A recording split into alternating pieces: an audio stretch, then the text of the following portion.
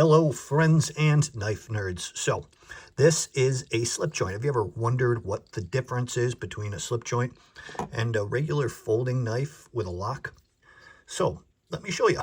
The difference really is there is a locking system in these, and there is no locking system in these. So, generally, because of the safety, you would want to use them, something like this, for a task that is probably a little bit lighter, on the lighter side. But that doesn't mean it has to be light. It just means you have to get to know your knife and how it feels and works for you. And that's why it's kind of a progressive ladder. You have a slip joint or like a friction folder.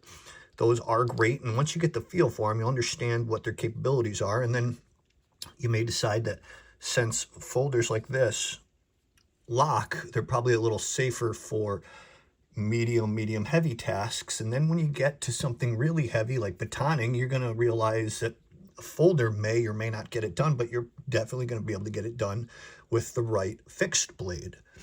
So it's really about getting to know your knives, but there is a physical difference in the way they work, and I'd like to talk about that. So a slip joint, you can see I have QSP products here. QSP really runs the gamut very well, and I like all of their different locking systems from slip joint, folder to fixed. Let's take a look at this. So in a slip joint, there is a compression lock. You can see it pop up slightly right there, just peeking up. So that compression lock, which is, when you get a closer look, is blended very well. Nice finish here, fit finish. And that compression lock is biasing the blade. It's basically two main pieces here, compression lock and blade. And the blade is, when you put force on it, this is biasing the blade either into the open position or the closed position. You can feel it snap open or snap closed. It wants to open or close, not in this, this middle position. Now, the blade is literally trying to slip over the compression lock, hence the name slip joint. So it slips into the first position. Not all of them have a mid lock or a middle position, not mid lock. And when it's in its open position here, it is not locked. You can see you can close this blade. It is facing resistance from the compression spring here. So it will not open anymore in that direction. From the front and the total tension created by the posts and the spring itself bent in a certain direction. So that is what that means. Here, let me give you a visual. Compression spring blade. The blade is going to try to slip by the spring as I open it. See right there? It slips into position 1.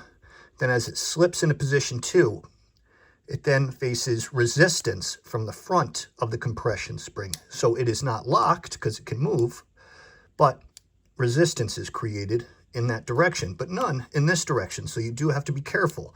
As long as you're applying downward force, this knife is safe. Once the blade's being, pushed in this direction downward, you got to watch out. So that is how that works. Now, when you have a knife that is a folder, we'll start with the crossbar lock. These lock into place.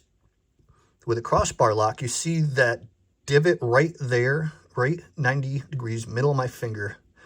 That little divot, once the crossbar lock and that little divot align, the crossbar lock will then push inward and lock the blade into place. Until then, there's no resistance. There's a little bit on the detent, but right past here, there's nothing, and then full lockup.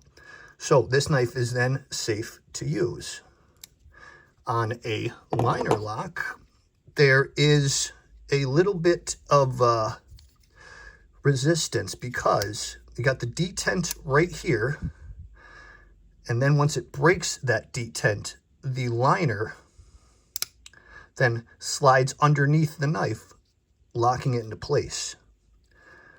So once you break that detent ball tension, you get free range, and then you get lockup. So this knife is now safer because it's locked. You can probably do medium to light heavy tasks, and you're not going to worry about breaking this. Liner locks are great. They're very secure. And slip joints are too, as long as you know what you're doing. But there is no locking, so it's slightly less safe. The task you use will suit the knife that you're going to do, and you'll get used to what your knife can do. They're basically saying, I mean, I guess physics says you want something to lock up so that it's more secure. So if it doesn't lock, it's going to be less safe. So you should probably do lighter tasks. Maybe it's common sense, not physics that's telling you that. When you get to a locking system like this, you have as much trust as you do in this bar not breaking or bending and staying nice and straight. And so you don't want something necessarily very heavy, although you may get away with it. But if you don't want to take a chance, you grab a fixed blade where you know your knife isn't going to break in that direction. So I hope this was informative, friends and knife nerds. You all have a great day.